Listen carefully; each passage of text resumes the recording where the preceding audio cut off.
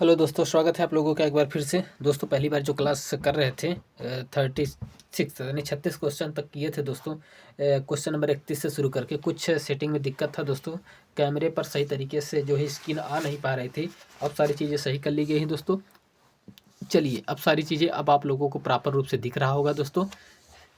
ठीक है, अब आइए दोस्तों क्वेश्चन नंबर 37 यानी 37 क्वेश्चन से स्टार्ट करते हैं दोस्तों। क्वेश्चन नंबर 36 तक कर चुके थे। ठीक है दोस्तों, अब आइए क्वेश्चन नंबर 37 क्या कह रहा है, देखते हुए आगे बढ़ रहे हैं दोस्तों। ठीक है, चलिए, सारी चीज़ें आप लोगों को प्रॉपर रूप से दिख रही होंगी, आवाज़ भी प्रॉपर रूप से क्लियर आ रहा होगा। ठीक है दोस्तों, चलिए देखने का प्रयास करिए दोस्तों। क्वेश्चन नंबर 37 कह रहा है, अलाउद्दीन ने एक गुप्तचर प्रणाली स्थापित की थी। ये तो सही है दोस्तों। उसने अमीरों के उत्सवों एवं भोजों पर रोक लगा दी थी।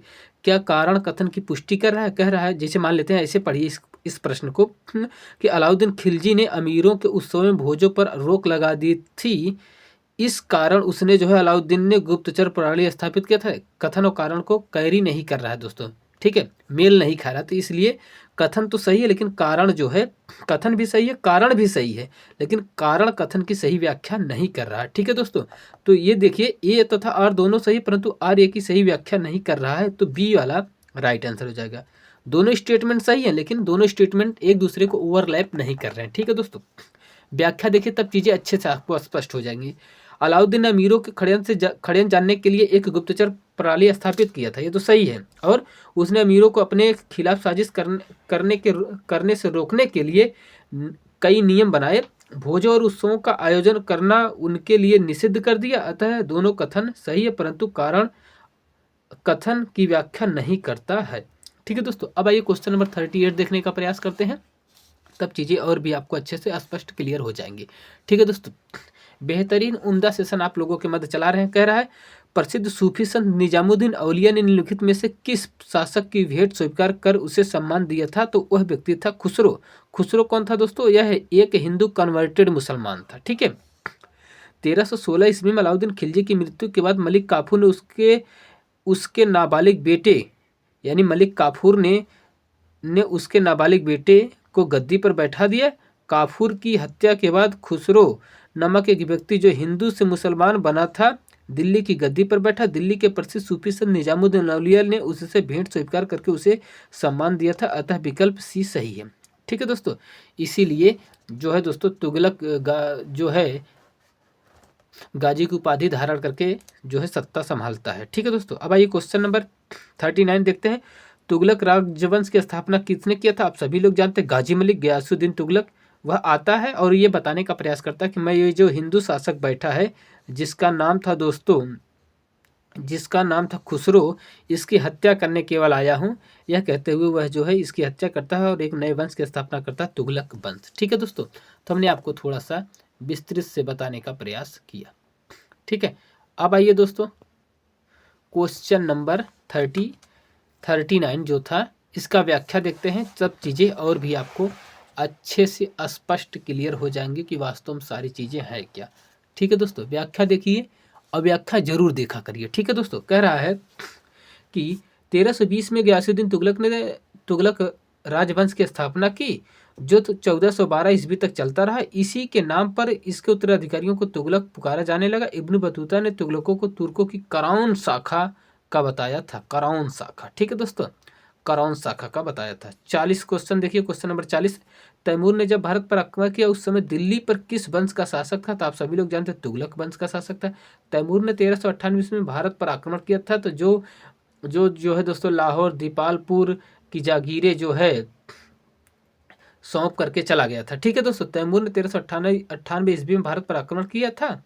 उस समय दिल्ली सल्तनत में तुगलक वंश का शासक था। नसीरुद्दीन महमूद इस समय तुगलक शासक था। अतः विकल्प सी सही था। ठीक है दोस्तों, क्वेश्चन नंबर 41 यानी क्वेश्चन नंबर 41 देखने का प्रयास करते हैं, तब चीज़ें और भी आपको अच्छे से स्पष्टता क्लियर हो जाएंगी। बेहतरीन प्रश्नों की उम्दा सेशन चला रहे हैं दोस्तों। कह रहा है, निम्नलिखित कथनों पर विचार कीजिए। चलिए विचार करिए भाई। कह रहा, अलाउद्दीन ने उत्तर में मालवा गुजरात से लेकर दक्षिण में मदुरै तक अधिकार स्थापित किया था। अलाउद्दीन ने उत्तर में मालवा गुजरात से लेकर दक्षिण में मदुरै तक अधिकार स्थापित किया था। ये तो सही है पहला वाला। उसने जो प्रादेशिक विस्तार का नया दौर आरंभ किया उसे मोहम्मद तुगलक ने चरम तक पहुंचाया था। यह भी सही है, दोनों कथन सही है दोस्तों। तो दोनों कथन किस में है, सी में है, तो C will be the right answer हो जाएगा आपका, C will be the right answer हो जाएगा दोस्तों। व्याख्या देखिए, कह रहा है अलाउद्दीन खिलजी ने अपने शासनकाल में मालवा गुजरात पर अधिकार करते हुए राजस्थान के अधिकांश राजाओं को अपने अधीन करके दक्षिण में मदुरै तक अपना अधिकार स्थापित किया था, अतः कथन एक सही था। और उसने जो प्रादेशिक विस्तार का नया दौर आरंभ किया उसे चरम परिणति पर मोहम्मद बिन तुगलक ने पहुंचाया था, अतः कथन दूसरा भी सही था। हमने आपको ये भी बताया कि दूसरा कैसे सही था। अब आइए दोस्तों क्वेश्चन नंबर 42 यानी क्वेश्चन नंबर 42 देखने का प्रयास करते हैं, क्या कह रहा है।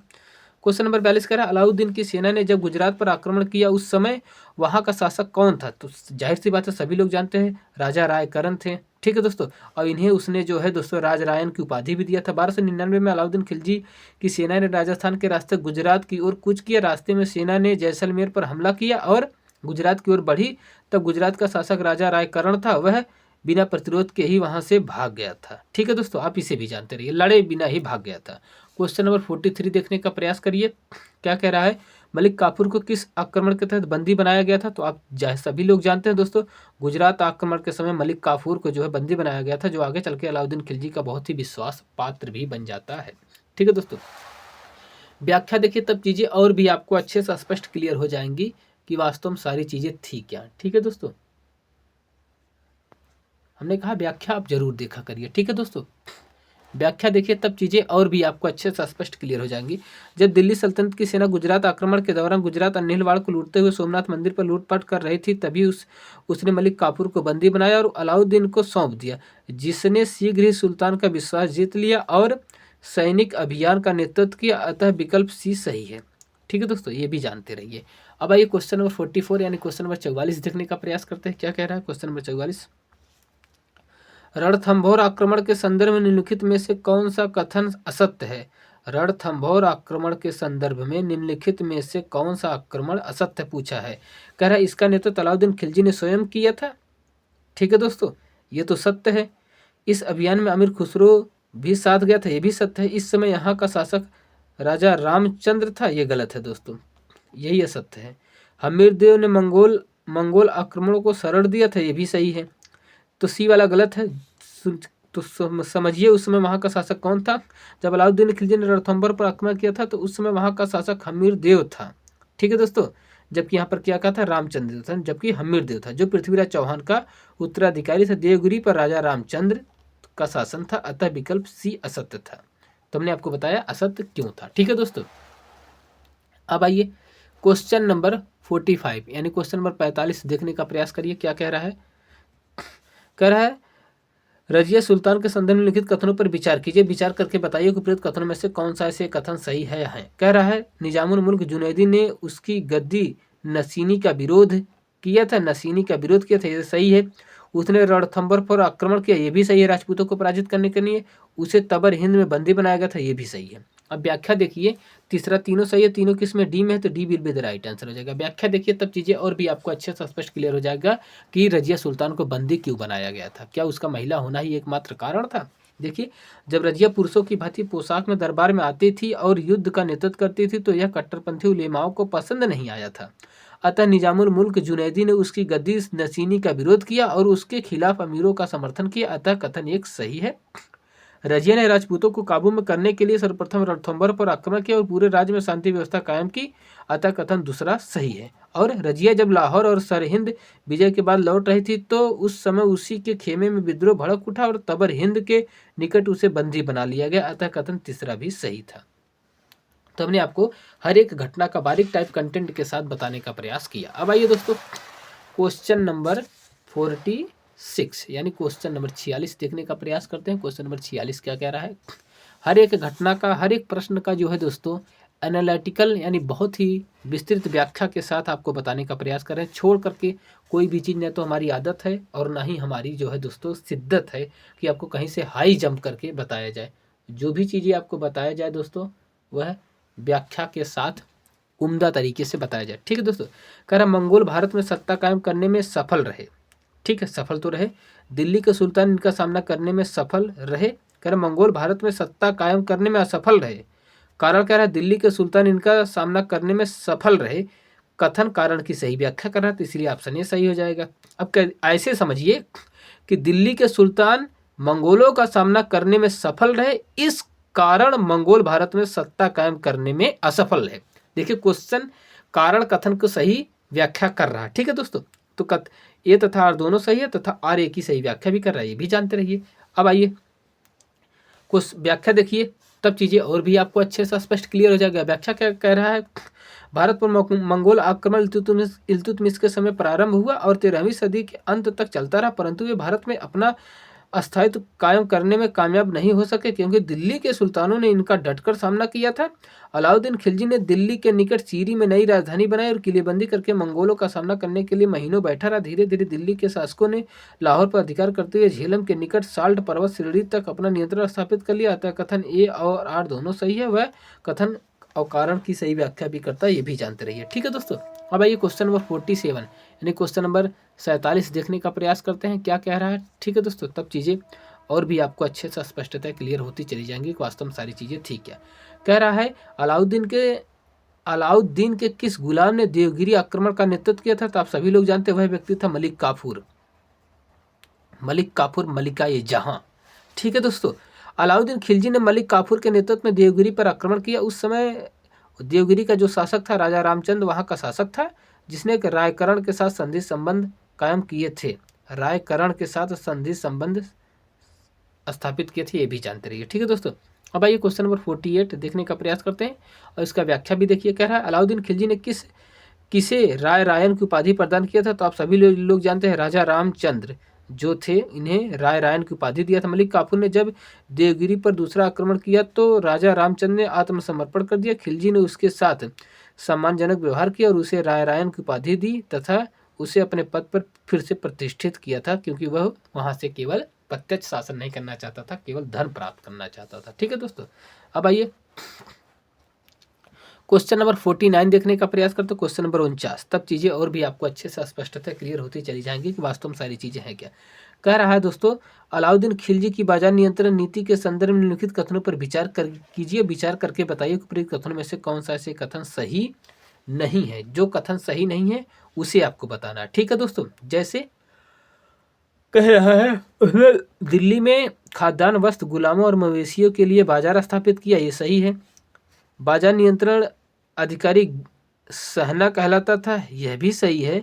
व्यापारियों का लेखा जोखा नहीं रहता था दोस्तों, ये गलत है और ये गलत है, यही तीसरा वाला हमारा सही आंसर होगा। ठीक है दोस्तों, क्यों, क्योंकि पूछा है कि कौन सा स्टेटमेंट गलत है, तो तीसरा गलत है, तो तीसरा गलत है दोस्तों और यही हमारा सही आंसर है।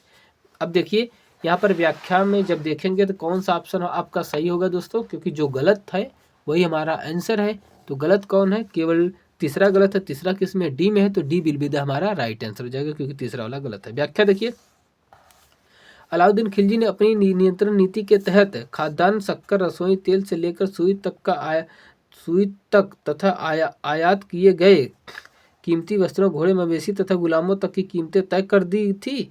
इसके लिए उसने दिल्ली में 3 बाजार निर्मित किए थे, एक खाद्यान्नों के लिए, दूसरा कीमती वस्त्रों के लिए और तीसरा घोड़े गुलाम तथा मवेशियों के लिए। अतः कथन एक सही है, एक सही था। और इन बाजारों को एक उच्च अधिकारी अपने नियंत्रण में रखता था जिसे साहना कहा जाता था। अतः कथन दूसरा भी सही था, साहना अधिकारी ही व्यापारियों की एक पंजिका रखता था जिसमें सबका लेखा जोखा रहता था तथा दुकानदार और कीमतों पर कड़ी निगरानी रखा जाता था। अतः कथन तीसरा गलत था। ठीक है दोस्तों, क्यों, क्योंकि तीसरा कह रहा था कि व्यापारियों पर कोई पाबंदी नहीं था, जबकि व्यापारियों पर पाबंदी था। ठीक है दोस्तों, अब आइए क्वेश्चन नंबर 50 देखने का प्रयास करते हैं क्या कह रहा है। क्वेश्चन नंबर 50, ठीक है दोस्तों, क्वेश्चन नंबर 50 देखिए, कह रहा है दिल्ली सल्तनत, ठीक है, दिल्ली सल्तनत का वह कौन सा शासक था जिसने भू राजस्व को कृषि उपज का आधा हिस्सा तय किया था, दबाव में तय किया था। अलाउद्दीन खिलजी बड़ी सेना था, द्वितीय सिकंदर बनना चाहता था, तो पैसा चाहिए, पैसा कहाँ से आएगा, टैक्सेशन से आएगा। टैक्स कितना लगेगा, जब ज़्यादा लगेगा तब आएगा। ठीक है दोस्तों, और क्या समझिए, व्याख्या से समझिए तब चीज़ें समझ में आएगी। अलाउद्दीन खिलजी ने खाद्यान्नों की नियमित तथा सस्ती आपूर्ति सुनिश्चित करने के लिए घोषणा की कि दोआब क्षेत्र अर्थात यमुना के निकट मेरठ से लेकर इलाहाबाद के निकट कड़ा की सीमा तक के प्रदेशों के भू राजस्व अदायगी सीधे राज्य को ही जाएगी। इसके अलावा भू राजस्व के रूप में उपज का आधा हिस्सा नगद जमा करवाना होगा, ये भी जानते रहिए। ठीक है दोस्तों, अब आइए क्वेश्चन नंबर 51 देखने का प्रयास करते हैं क्या कह रहा है। ठीक है दोस्तों, क्वेश्चन नंबर 51 कह रहा अलाउद्दीन के दक्षिण अभियान धन लूट से संबंधित थे। ये तो सही है भाई, वह दक्षिण पर प्रत्यक्ष शासन करना चाहता था, ये गलत है। ठीक है दोस्तों, कारण गलत है, कथन सही है। तो ए सही है, आर गलत है। ए सही है परंतु आर गलत है। C will be the right answer हो जाएगा दोस्तों, C will be the right answer हो जाएगा। व्याख्या देखिए तब चीजें अच्छे से आपको अच्छे से स्पष्ट हो जाएगा।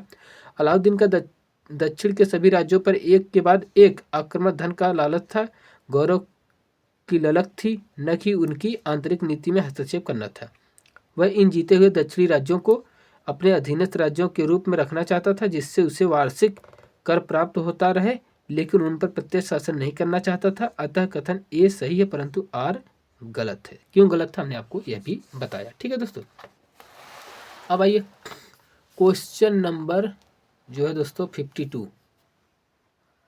क्वेश्चन नंबर 52 देखने का प्रयास करते हैं। क्वेश्चन नंबर 52 क्या कह रहा है। ठीक है दोस्तों, तब चीज़ें और भी आपको अच्छे से स्पष्टता क्लियर हो जाएंगी। कह रहा है नगद वेतन देने वाला सल्तनत का पहला सुल्तान कौन था। तो आप सभी लोग जानते हैं अलाउद्दीन खिलजी। अलाउद्दीन का भू राजस्व को नगद वसूलने के पीछे यही उद्देश्य था कि वह अपने सिपाहियों को नगद वेतन दे सके। इस वेतन से सैनिक अपना गुजारा, घोड़े की देखरेख तथा साज सामान को दुरुस्त रखता था। नगद वेतन देने वाला वह सल्तनत का पहला सुल्तान था। आप इसे भी जानते रहिए दोस्तों। ठीक है, कई बार वनडे एग्जाम में ऐसे पूछ लेते हैं कि दिल्ली सल्तनत में नगद वेतन देने वाला पहला सुल्तान कौन था। अलाउद्दीन खिलजी था। 53वां क्वेश्चन देखिए दोस्तों, जैन मुनि जिन प्रभासूरी किस सल्तनत कालीन शासक से संबंधित है। तो आप सभी लोग जानते हैं मोहम्मद बिन तुगलक। मोहम्मद बिन तुगलक को MBT भी कहा जाता है दोस्तों, MBT मोहम्मद बिन तुगलक। समझिए, मोहम्मद बिन तुगलक 1324 से 51 तक दिल्ली का सल्तनत रहा। ठीक है दोस्तों, एक ऐसा शासक था जिसने धर्म और दर्शन का गहरा अध्ययन किया। जैन कवि जिन प्रभासूरी व कई हिंदू योगियों को उसने सम्मान दिया। अतः विकल्प बी सही है। ठीक है दोस्तों, अब आइए क्वेश्चन नंबर क्या देखिए, क्वेश्चन नंबर 54 यानी क्वेश्चन नंबर 54 देखने का प्रयास करिए। क्या कह रहा है क्वेश्चन नंबर 54, कह रहा है मोहम्मद बिन तुगलक द्वारा किए गए प्रयोगों को क्रमानुसार लगाइए। चलिए भाई, मोहम्मद बिन तुगलक द्वारा किए गए प्रयोगों को क्रमानुसार लगाइए। जो उसका स्टेटमेंट था, पहले उसने कर वृद्धि किया था, फिर राजधानी परिवर्तन किया था। यानी पहले उसने कर को बढ़ाया, जब कर बढ़ने से राजधानी में विद्रोह हुआ तो उसने राजधानी स्थानांतरित किया। जब राजधानी स्थानांतरित विफल हुआ तब उसने जो है महंगाई को कंट्रोल करने के लिए सांकेतिक मुद्रा का प्रयोग किया। जब यह भी विफल हुआ तब उसने लूटपाट करने के लिए खुरासान अभियान किया। तो बी वाला सही था दोस्तों, B will be the right answer. ठीक है, पहले कर वृद्धि, फिर राजधानी परिवर्तन, फिर सांकेतिक मुद्रा, फिर खुरासान अभियान, ये जानते रहिए। व्याख्या देखिए तब चीजें और भी आपको अच्छे से स्पष्ट क्लियर हो जाएंगी। कह रहा है मोहम्मद बिन तुगलक ने कई प्रयोग किया और कृषि में गहरी रुचि दिखाई। इसने अपने प्रथम प्रयोग के तहत दोआब के उपजाऊ प्रदेशों के भू राजस्व में वृद्धि कर दी, जो संभवतः उपज का आधा भाग था। दूसरे प्रयोग के तहत राजधानी दिल्ली को देवगिरी स्थानांतरित किया। देवगिरी को तुगलक ने दौलताबाद नाम दिया। और तीसरा प्रयोग के तहत सांकेतिक मुद्रा का प्रचलन करवाया था, जो संभवतः तांबा और पीतल के थे, जिनका मूल्य चांदी के टंके के समान था। उससे यह प्रेरणा चीन और ईरान से मिली थी। चौथा प्रयोग खुरासान अभियान था। इस अभियान के लिए तुगलक ने अपने सैनिकों को 1 वर्ष का अग्रिम वेतन तक दे दिया था। इस अभियान का नेतृत्व खुसरो मलिक ने किया था। अतः विकल्प बी भी सही था। ठीक है दोस्तों, थोड़ा सा हमने आपको व्याख्या भी करके बताने का प्रयास किया कि वास्तव में सारी चीज़ें शासक की जो है दोस्तों मंशा कैसी थी अपने राज्य कर्तव्य के प्रति। ठीक है दोस्तों, अब आइए क्वेश्चन नंबर 55 यानी क्वेश्चन नंबर 55 देखने का प्रयास करते हैं क्या कह रहा है। ठीक है दोस्तों, तब चीज़ें और भी आपको अच्छे से स्पष्टता क्लियर होती चली जाएंगी कि वास्तव में सारी चीज़ें हैं क्या। ठीक है, चलिए क्वेश्चन नंबर 55 देखिए दोस्तों। कह रहा मोहम्मद बिन तुगलक के संदर्भ में लिखित कथनों में से कौन सा कथन असत्य है। जो असत्य है सबसे ध्यान दीजिए, उसे बताना। कह रहा है उसने योग्यता के बल पर उच्च पदों में अमीर और अदना दोनों वर्गों को शामिल किया। ठीक है दोस्तों, ये तो सही है दोस्तों। उसके पास किसी भी प्रकार का भेदभाव नहीं था, केवल और केवल ज्ञानी होना चाहिए। ठीक है दोस्तों, उसे अभागा आदर्शवादी की संज्ञा दी जाती है, यह भी सही है। राजधानी स्थानांतरण के संचार, धर्म, संस्कृति और सामाजिक विचारों में सकारात्मक परिवर्तन दिखे, यह भी सही है। और कह रहा मोरक्को यात्री इब्न बतूता ने मोहम्मद बिन तुगलक के परिवर्तनों के हानिकारक प्रभाव का उल्लेख किया है, गलत है। डी वाला गलत है दोस्तों। ठीक है, व्याख्या देखिए तब चीजें अच्छे से स्पष्ट हो जाएगा क्यों। ठीक है, व्याख्या देखिए, तब चीज़ें और भी आपको अच्छे से स्पष्ट क्लियर हो जाएगा कि वास्तव में सारी चीज़ें थी क्या। ठीक है, चलिए व्याख्या देखिए। मोहम्मद बिन तुगलक के समय में, मोहम्मद बिन तुगलक मध्यकालीन शासकों में सबसे अधिक शिक्षित व सभी धर्मों को सम्मान देने वाला शासक था। उसने धर्म व दर्शन का गहन अध्ययन किया था। वह योग्यता के आधार पर किसी को भी उच्च पदों पर नियुक्त करता था, चाहे वह अमीर कुलीन हो या अदना छोटे परिवार। अतः कथन एक सत्य है। ठीक है दोस्तों, पहला क्यों सत्य था, मैं आपको बताया कि वह किसी भी प्रकार का भेदभाव नहीं करता था। उसने अपने शासनकाल में 4 प्रयोग किए जो असफल है, अतः उसे अभागा आदर्शवादी की संज्ञा दी गई। अतः कथन बी वाला भी सत्य था। उसे अभागा आदर्शवादी संज्ञा क्यों दी गई तो ये भी हमने आपको बताया। जब उसने दिल्ली से दौलताबाद राजधानी स्थानांतरित की तो उसने सड़क और सराय बनवाए और संचार में सुधार किया। उसने दिल्ली से पीर औलिया भी भेजे ताकि धार्मिक, सांस्कृतिक और सामाजिक विचारों में भी परिवर्तन लाया जा सके, जिससे लोगों में प्रभावशाली प्रक्रिया भी दिखे। अतः कथन तीसरा भी सही था। चौथा क्या था, मोरक्को यात्री इब्न बतूता 1333 में दिल्ली आया और उसने तुगलक के प्रयोगों को कोई हानिकारक प्रभाव नहीं देखा। अतः कथन डी असत्य था। और डी में क्या कह रहा था कि कई हानिकारक प्रभाव देखे थे, जबकि मोरक्को यात्री इब्न बतूता कोई भी जो है दोस्तों क्या था हानिकारक प्रभाव नहीं देखा था। ठीक है दोस्तों, अब आइए क्वेश्चन नंबर 56 56 देखने का प्रयास करते हैं। क्या कह रहा है क्वेश्चन नंबर 56, कह रहा मोहम्मद बिन तुगलक के संदर्भ में निम्नलिखित कथनों पर विचार कीजिए। विचार करके बताइए कि उपरोक्त कथनों में से कौन सा ऐसे कथन सही है या है। कह रहा है इसके काल में तर्मासरीन के नेतृत्व में मंगोलों ने सिंध पर आक्रमण किया, ये सही है। उसने सिंध पर विजय हासिल की और कालानौर पेशावर तक अधिकार कायम किया, ये भी सही है।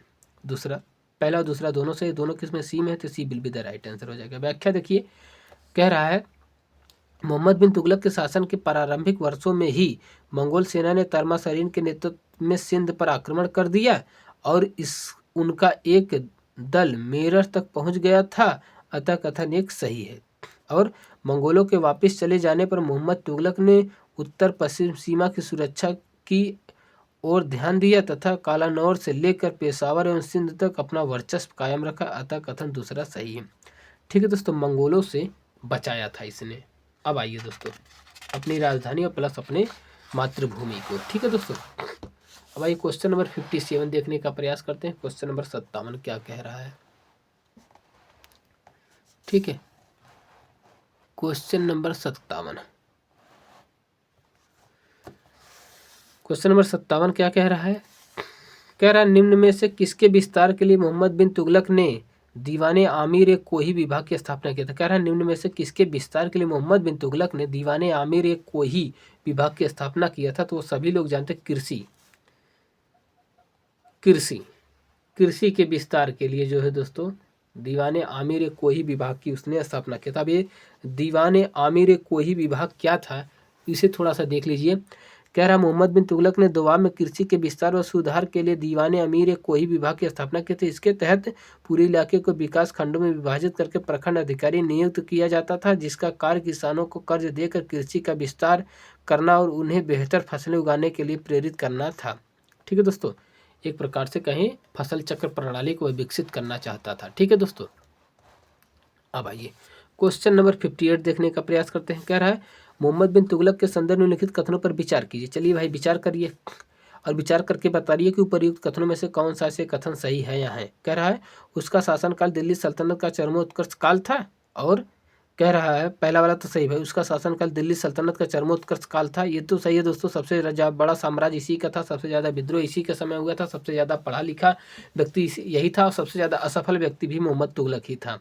ठीक है दोस्तों, तो शासनकाल दिल्ली सल्तनत का इसका चरमोत्कर्ष था। ठीक है, ये तो सही है। उसके दक्षिण से लौटने के बाद वहाँ विजयनगर और बहमनी साम्राज्य का उदय हुआ, ये भी सही है। और सिंध विद्रोह के दौरान उसकी मृत्यु हुई, ये भी सही है। तीनों सही है दोस्तों। व्याख्या देखिए तब चीज़ें अच्छे से स्पष्ट समझ में आ जाएंगे कि आपको वास्तव में सारी चीज़ें थी क्या। ठीक है दोस्तों, क्योंकि मोहम्मद बिन तुगलक से जुड़ा हुआ मैटर है। कह रहा है कि मोहम्मद तुगलक की तमाम असफलताओं के बावजूद भी उसके शासनकाल को दिल्ली सल्तनत का चरमोत्कर्ष काल माना जाता है। अतः कथन एक सही है। और जब दक्षिण में सेना में प्लेग फैल गया और 2/3 सैनिकों की मृत्यु हो गई तो उससे तुगलक की सैन्य शक्ति को बहुत आघात लगा और वह दक्षिण से वापस आ गया। उसके बाद वहाँ हरिहर बुक्का नाम के 2 भाइयों ने विजयनगर नाम का छोटा राज्य स्थापित कर लिया। दौलताबाद के निकट कुछ विदेशी अमीरों ने एक छोटा राज्य कायम किया जिसे बहमनी साम्राज्य कहा गया। अतः कथन दूसरा भी सही है। मोहम्मद तुगलक अंतिम समय अवध, गुजरात और सिंध के विद्रोह दबाने में कामयाब हुआ और सिंध विद्रोह के दौरान ही ठट्टा में उसकी मृत्यु हो गई थी। अतः कथन तीसरा भी सही था। ठीक है दोस्तों, अब आइए क्वेश्चन नंबर 50 देखने का प्रयास करिए। क्वेश्चन नंबर 50 क्या कह रहा है, तब चीज़ें आपको अच्छे से समझ में आ जाएगा। कह रहा फिरोज शाह तुगलक के संबंध में कौन सा कथन असत्य है, आपको असत्य कथन बताना। ठीक है दोस्तों, उसने दक्कन पर अधिकार हेतु प्रयत्न नहीं किया, ये सही है दोस्तों। उसने दक्कन पर अधिकार करना नहीं चाहा। उसके समय बंगाल सल्तनत से बाहर हो गया था, ये भी सही है। उसने सबसे लंबा संघर्ष गुजरात और ठट्टा के विद्रोह दबाने में किया, ये भी सही है। उसने उड़ीसा पर हमला नहीं किया, ये गलत है दोस्तों, उसने उड़ीसा पर हमला किया था। ठीक है दोस्तों, अब व्याख्या देखिए, तब चीज़ें और आपको अच्छे से स्पष्ट क्लियर हो जाएंगी कि वास्तव में सारी चीज़ें हैं क्या। ठीक है, क्या सही है और क्या गलत है। ठीक है दोस्तों, कह रहा है फिरोज शाह तुगलक ने जाजनगर उड़ीसा के शासक पर आक्रमण किया और वहां के मंदिरों को नष्ट करके धन लूटा, लेकिन उड़ीसा को सल्तनत में मिलाने का प्रयास नहीं किया। अतः विकल्प डी सही है। ठीक है दोस्तों, सही है, विकल्प डी सही है, क्योंकि विकल्प डी कह रहा था कि उसने उड़ीसा पर हमला नहीं किया था, जबकि हमको जो गलत था उसे बताना था। ठीक है दोस्तों, इसलिए डी वाला सही है। अब आइए क्वेश्चन नंबर 60 देखने का प्रयास करते हैं। 60 क्या कह रहा है, कह रहा फिरोज शाह तुगलक के संबंध में निम्नलिखित कथनों पर विचार कीजिए। विचार करिए भैया। कह रहा इसने एकता को वंशानुगत बनाया, इसने एकता को वंशानुगत बनाया। ठीक है दोस्तों, ये तो कह रहा है कि फिरोज शाह तुगलक के संबंध में निम्नलिखित कथनों पर विचार करिए, विचार करके बताइए कि उपरोक्त कथनों में से कौन सा सही नहीं है। उसने एकता को वंशानुगत बनाया, ये तो सही है दोस्तों, वंशानुगत बनाया था। उसने सेना में वंशानुगत सिद्धांत लागू किया, ये भी सही है दोस्तों। और कह रहा है वह सिपाहियों को नगद वेतन देता था, गलत। उसने फिर से एकता वाही व्यवस्था लागू कर दिया था, नगद वेतन नहीं देता था। तो जो गलत है वही पूछा है, तो तीसरा गलत है। तीसरा किसमें सी में है, तो C will be the right answer हो जाएगा। ठीक है दोस्तों, अब व्याख्या देखिए, तब चीज़ें अच्छे से स्पष्ट आपको क्लियर हो जाएंगी। कह रहा है फिरोज शाह तुगलक का शासनकाल शांति और मूक निवास का युग था। उसने हुक्म जारी किया कि अमीर की मृत्यु होने पर एकता सहित उसका स्थान पुत्र, दामाद व गुलाम को उत्तराधिकारी मानकर दिया जाए, जो बाद में हानिकारक सिद्ध हुआ। अतः कथन एक सही है। उसने वंशानुगत सिद्धांत को सेना पर भी लागू किया, अतः कथन दूसरा भी सही है। वह सिपाहियों को नगद वेतन नहीं देता था, बल्कि वेतन की जगह अलग अलग गांवों का भू राजस्व उनके नाम पर कर दिया था। अतः कथन तीसरा सही नहीं है दोस्तों। ठीक है, तीसरा कह रहा था कि वह सैनिकों को नगद वेतन देता था, जबकि नगद वेतन नहीं देता था, राजस्व के लिए उसने गाँवों को दान में दिया था। ठीक है दोस्तों, अब आइए क्वेश्चन नंबर 61 61 देखने का प्रयास करते हैं। क्या कह रहा है, कह रहा दिल्ली सल्तनत के किस शासक ने जजिया को अलग करके रूप में वसूलने की नीति अपनाई। यानी दिल्ली सल्तनत के किस शासक ने जजिया को अलग करके रूप में वसूलने की नीति अपनाई थी, तो वह व्यक्ति था फिरोज शाह तुगलक। व्याख्या देखिए, फिरोज शाह ने खुद को सच्चा मुसलमान माना। उसने अपने राज्य को इस्लामी राज्य घोषित किया तथा जजिया को अलग कर बना दिया, जो पहले भू राजस्व में ही शामिल था। उसने ब्राह्मणों पर भी जजिया कर लगा दिया। इस टैक्स से सिर्फ महिलाएं, बच्चे, अनाथ, अंधे एवं अपंग लोगों को ही बाहर रखा। अतः कथन सी सही है। ठीक है, क्यों सही था हमने आपको ये भी बताया। अब आइए क्वेश्चन नंबर 62 देखिए, क्या कह रहा है दोस्तों। कह रहा है दोस्तों कि करके बताना है, तीनों कथन पढ़ के बताना है कि उपरोक्त कथनों में से कौन सा से सही नहीं है। ठीक है दोस्तों, कौन सा सही नहीं है आपको बताना है। जैसे फिरोज शाह तुगलक ने आर्थिक व्यवस्था सुधार हेतु लोक निर्माण विभाग की स्थापना की, तो सही है। और उसने राजनीतिक महत्व को देखते हुए कुलीन लड़कों को गुलाम बनाया, ये भी सही है। और उसने तैमूर आक्रमण का डटकर सामना किया, गलत है। तीसरा वाला गलत है दोस्तों, तैमूर आक्रमण का डटकर मुकाबला नहीं किया था, तीसरा केवल गलत है। अब अगर तीसरा गलत है तो यह किसमें होगा। ठीक है दोस्तों, अगर तीसरा गलत है तो किसमें यह होगा दोस्तों, चलिए देखते हैं। तीसरा अगर गलत है दोस्तों तो किसमें है तीसरा दोस्तों, तीसरा है केवल डी में, तो तीसरा गलत था दोस्तों। व्याख्या देखिए, तब चीज़ें और आपको अच्छे से स्पष्ट क्लियर हो जाएंगी कि वास्तव में सारी चीज़ें थी क्या। कह रहा देश की आर्थिक स्थिति को सुधारने के लिए फिरोज शाह तुगलक ने लोक निर्माण विभाग की स्थापना की। उसने कई नहरों की मरम्मत करवाई थी। अतः कथन पहला वाला सही था। उसने आर्थिक के साथ साथ राजनीतिक महत्व का कदम उठाते हुए आदेश दिया कि जब भी किसी स्थान पर हमला करें तो कुलीन परिवारों में उत्पन्न लड़कों को गुलाम बनाकर मेरे पास भेजो। अतः कदम दूसरा भी सही था। और कह रहा तैमूर का आक्रमण 1398 ईस्वी में हुआ। तब दिल्ली सल्तनत का कमजोर पड़ चुकी थी और आक्रमण का सामना करने के लिए दिल्ली में कोई सशक्त शासक नहीं था। उस समय दिल्ली का शासक फिरोज शाह का पुत्र नसीरुद्दीन महमूद था। अतः कथन तीसरा सही है। तीसरा कह रहा था कि उसने जो है क्या कहते हैं तैमूर के आक्रमण से बचने के लिए दिल्ली से डट कर सामना किया था। डट कर सामना नहीं किया था दोस्तों, पीठ दिखाकर भाग गए थे। ठीक है दोस्तों, अब आइए क्वेश्चन नंबर 63 देखने का प्रयास करते हैं। क्या कह रहा है क्वेश्चन नंबर 63। ठीक है दोस्तों, कह रहा है सूची 1 को सूची 2 से सुमेलित कीजिए और नीचे दिए गए कूट का प्रयोग कर सही उत्तर क्या जानेंगे। यहाँ पर सैन्य विभाग है, विधि विभाग है, पत्राचार विभाग है, कृषि विभाग है। और आपको बताना सूची 2 से उसके पद को मिलान करना। ठीक है दोस्तों, मिलान करके आपको बताना है। जैसे सैन्य विभाग क्या होता था, दीवाने अर्ज, दीवाने अर्ज यानी 2 हो गया दोस्तों। ठीक है, 2 मान के चलिए। और क्या कह रहा है, विधि विभाग क्या होता था दोस्तों, दीवाने रिसालत। विधि विभाग मतलब दीवाने रिसालत यानी 1 हो गया। ठीक है दोस्तों। और पत्राचार विभाग क्या होता था दोस्तों, ठीक है, हाँ, पत्राचार विभाग क्या होता था दोस्तों, इसे देख लीजिए। पत्राचार विभाग क्या होता था, दीवाने इंसा यानी 4 हो गया दोस्तों। ठीक है। और कृषि विभाग क्या होता था दोस्तों, कृषि विभाग क्या होता था, दीवाने आमिर कोही यानी दीवाने आमिर कोही क्या होता था, कृषि विभाग होता था। तो 2 1 4 3 2 1 4 3 2 1 4 3 किसमें सी में है, तो C will be the right answer हो जाएगा। ठीक है दोस्तों, यहाँ पर व्याख्या भी आप देख सकते हैं। सैन्य विभाग दीवाने और धार्मिक विधि विभाग दीवाने रिसालत, पत्राचार विभाग दीवाने इंसा और कृषि विभाग दीवाने आमिर कोही। ठीक है दोस्तों, अब आइए क्वेश्चन नंबर 64 यानी क्वेश्चन नंबर 64 देखने का प्रयास करते हैं। क्या कह रहा है दोस्तों, तब चीज़ें और भी आपको अच्छे से स्पष्टता क्लियर होती चली जाएंगी। ठीक है दोस्तों, देख के बताना है कि निम्न में से दिल्ली सल्तनत के किस शासक ने सर्वप्रथम भारत में सैन्य विभाग की स्थापना किया था। तो वह व्यक्ति था बलबन। बलबन ने जो बनाया था दोस्तों, ठीक है, दीवाने अर्ज। ठीक है, तो सैन्य विभाग की स्थापना जो है दोस्तों, सैन्य विभाग की स्थापना किया था सर्वप्रथम भारत में सैन्य विभाग की स्थापना बलबन ने किया था। तो आप इसे जानते रहिए। ठीक है दोस्तों, व्याख्या देखिए, तब चीज़ें और भी आपको अच्छे से स्पष्ट क्लियर हो जाएंगे कि वास्तव में सारी चीज़ें थी क्या।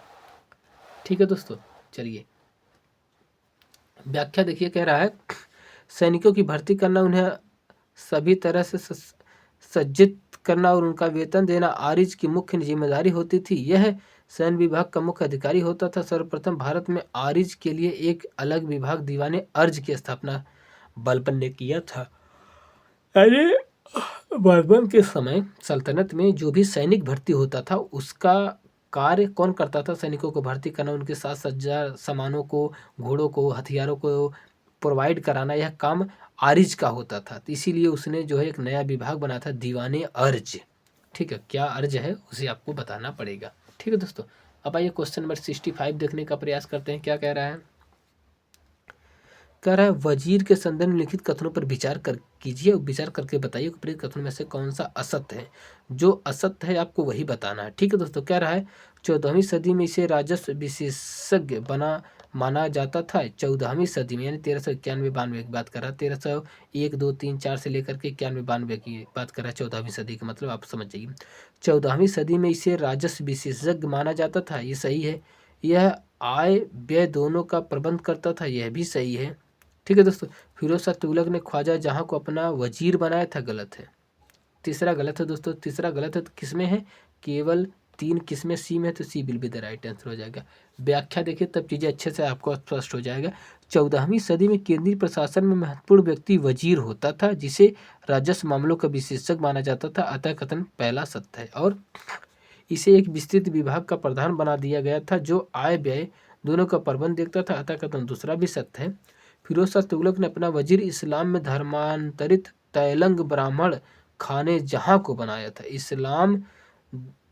इस्लाम में धर्मांतरित तैलंग ब्राह्मण खाने जहां को बनाया था, ख्वाजा जहां मोहम्मद तुगलक का वजीर था। ख्वाजा जहां मोहम्मद तुगलक का वजीर था, आप इसे भी जानते रहिए। ठीक है दोस्तों, अब आइए क्वेश्चन नंबर 60 यानी क्वेश्चन नंबर 66 पे चलते हैं, देखने का प्रयास करते हैं क्या कह रहा है। कह रहा है दोस्तों, निम्नलिखित युग्मों पर विचार करके बताइए कि उपरोक्त कथनों में से कौन से सुमेलित हैं। आपको यही बताना कि कौन से सुमेलित हैं। कह रहा है दोस्तों, दीवाने अर्ज आरिज मामलिकात, इसका प्रमुख जो होता था दीवाने अर्ज का, ठीक है दोस्तों, आमिर मामलिकात होता था, तो इसलिए पहला वाला सही है। ठीक है, और कह रहा है कारखाना वकीले दर, ये गलत है दोस्तों। तीसरा था धार्मिक संस्थान आला सदर, ये सही है। ठीक है दोस्तों, तो पहला तीसरा सही है। पहला तीसरा किसमें, सी में है, तो C will be the right answer हो जाएगा। व्याख्या देखिए, तब चीज़ें और भी आपको अच्छे से स्पष्ट क्लियर हो जाएंगे कि वास्तव में सारी चीज़ें थी क्या। ठीक है दोस्तों, कह रहा है कि दिल्ली सल्तनत में दीवाने अर्ज एक सैन्य विभाग था जिसका प्रधान आरिज मामलिकात होता था, ये सही है। सल्तनत काल में कारखाना शब्द निर्माणशाला को निर्देश करता था। इन कारखानों के शासक वर्ग के लिए विलासिता संबंधी वस्तुएं तैयार की जाती थी। कारखानों का प्रधान मुशर्रिफ होता था। वकील दर अधिकारी शाही महल और सुल्तान की व्यक्तिगत सेवाओं का प्रबंध करता था, और विभिन्न धार्मिक मामलों को देखने तथा विद्वानों और धर्म वेत्ताओं को दिए जाने वाले अनुदानों को देखरेख आला सदर करता था, जो मुख्यतः काजी होता था। यह न्याय विभाग का भी प्रधान होता था, जो दीवानी मुकदमों का फैसला शरीयत के अनुसार करता था। ये भी जानते रहिए। ठीक है दोस्तों, तो अब आइए दोस्तों, क्वेश्चन नंबर किस पे चलते हैं दोस्तों, क्वेश्चन नंबर 67 पे चलते हैं। ठीक है दोस्तों, बस ज़्यादा नहीं, 70 क्वेश्चन तक कराएंगे दोस्तों यहाँ पर। ठीक है, अब आइए क्वेश्चन नंबर 67 चलिए दोस्तों, क्या कह रहा है क्वेश्चन नंबर 67। कह रहा है दिल्ली सल्तनत की प्रशासनिक इकाई को पदक्रमानुसार व्यवस्थित कीजिए। ठीक है दोस्तों, प्रशासनिक इकाई जो सबसे छोटा होता था, फिर उससे छोटा, फिर उससे छोटा। ठीक है दोस्तों, आपको बताना है। तो सबसे छोटा सूबा होता था, सूबा के बाद सिख होता था, सिख के बाद नहीं, सबसे बड़ा सूबा, सूबा के बाद सिख होता था, सिख के बाद परगना, परगना के बाद गांव होता था। ठीक है दोस्तों, यानी गांव सबसे लास्ट में होता था। आप इसे जानते रहिए, तो बी में है, तो B will be the right answer हो जाएगा। सबसे बड़ा सूबा होता था, सूबा के बाद सिख होता था, सिख के बाद परगना, परगना के बाद गांव होता था। व्याख्या देखिए, जब तुर्कों ने भारत पर शासन किया तो इसे कई प्रदेशों इकाइयों में बांट दिया, जिन्हें इक्ता कहा जाने लगा। इसे कई प्रदेशों या इकाइयों में बांट दिया गया, जिन्हें इक्ता कहा जाने। तुर्कों के समय जो प्रदेश होता था वह इक्ता कहलाता था। इन इक्ताओं को तुर्क अमीरों के हवाले कर दिया जाता था, जिन्हें मुफ्ती या वली कहा जाता था। यही प्रदेश बाद में सूबे में परिवर्तित हो गए। ठीक है दोस्तों, आप इसे जानते रहिए। सूबे इक्ता होता था, किंतु इक्ता को सिखों में विभाजित किया गया था। सिख के नीचे की इकाई परगना कही जाती थी। गांव 100 या 84 की इकाइयों में संगठित थे। गांवों के सबसे महत्वपूर्ण लोग खूत, भूस्वामी और मुकद्दम मुखिया होते थे, यानी खूत, मुकद्दम, चौधरी भी होते थे। ठीक है दोस्तों, आप इन्हें भी जानते रहिए। अब आइए क्वेश्चन नंबर 68 देखने का प्रयास करते हैं, क्या कह रहा है। कह रहा है दिल्ली सल्तनत के आर्थिक सामाजिक जीवन के संदर्भ में निम्नलिखित कथनों में से कौन सा सही नहीं है। दिल्ली सल्तनत के आर्थिक सामाजिक जीवन के संदर्भ में निम्नलिखित कथनों में से कौन सा सही नहीं है, आपको बताना है। जो सही नहीं, कह रहा उस काल में चांदी के टके और तांबे के दिरहम आधारित मुद्रा प्रणाली प्रचलन में थी, ये तो सही है।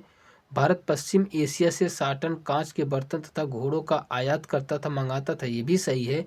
लोहे की रकाबों का प्रयोग अधिक प्रचलन में था, ये भी सही है। उस काल में भारत फारस की खाड़ी और लाल सागर के समीप के देशों के साथ व्यापार नहीं करता था दोस्तों, ये वाला गलत है। तो जो गलत है वही आपका आंसर है, इसलिए D will be the right answer हो जाएगा। ये जो गलत है वही आपका आंसर है। ठीक है दोस्तों, व्याख्या देखिए, व्याख्या क्या कह रहा है, तब चीज़ें और भी आपको अच्छे से स्पष्ट क्लियर हो जाएगा। कह रहा है 14वीं सदी में भारतीय कारीगरों शिल्पी की कुशलता इतनी सफल थी कि लाल सागर और फारस की खाड़ी के आसपास के देशों के साथ होने वाले व्यापार में भारतीय माल और विशेषकर कपड़े की प्रसिद्धि हो चुकी थी। अतः उस काल में भारत इनके साथ व्यापार करता था। अतः कथन डी सही नहीं है। ठीक है दोस्तों, डी सही नहीं है। अब आइए व्याख्या देखिए, क्वेश्चन नंबर 69, क्वेश्चन नंबर 69 देखने का प्रयास करिए। कह रहा है दिल्ली सल्तनत में रहट किससे संबंधित था, तो आप सभी लोग जानते हैं दिल्ली सल्तनत में रहट सिंचाई से संबंधित था। मध्यकालीन सिंचाई व्यवस्था में रहट काफी प्रचलन में था। इसकी सहायता से सिंचाई हेतु पानी अधिक गहराई से निकाला जाता था, अतः रहट सिंचाई व्यवस्था से संबंधित था। क्वेश्चन नंबर 60 इस क्लास का लास्ट को आखिरी क्वेश्चन देखिए दोस्तों। कह दिल्ली सल्तनत के शासक जवाबित का प्रयोग करते थे, यह किससे संबंधित था? तो माफ करिएगा दोस्तों, जवाबित का मतलब होता है दोस्तों जो इस्लामिक कानून को, कुरान को हूबहू लागू करता था, वही जवाबित होता था। ठीक है दोस्तों। भूमि की गुणवत्ता के आधार पर भू राजस्व की दर मापने वाला यंत्र गलत है दोस्तों। उलेमाओं को दिए जाने वाला अतिरिक्त भुगतान ये भी गलत था। इक्ताओं द्वारा दिए जाने वाला अतिरिक्त भुगतान ये भी गलत था। राजकाज चलाने हेतु सुल्तान द्वारा बनाए गए विनियमन को क्या कहा जाता था दोस्तों? एक प्रकार से कहा जाए जवाबित कहा जाता था। ठीक है, जवाबित कहा जाता था। व्याख्या देखिए तब चीज़ें और भी आपको अच्छे से स्पष्ट क्लियर हो जाएंगी कि वास्तव में सारी चीज़ें थी क्या। ठीक है दोस्तों। कह रहा दिल्ली सल्तनत के शासक राजकाज चलाने के लिए मुस्लिम कानून के अलावा अपनी ओर से जरूरी विनियमन बनाते थे, जिन्हें जवाबित कहा जाता था। अतः विकल्प डी सही है। ठीक है दोस्तों, विकल्प डी सही है। अब आज की क्लास यहीं पर दोस्तों, कल क्वेश्चन नंबर 71 से स्टार्ट करेंगे। ठीक है, चलिए बहुत बहुत आभार जितने लोग जुड़े थे, सभी का बहुत बहुत आभार दोस्तों।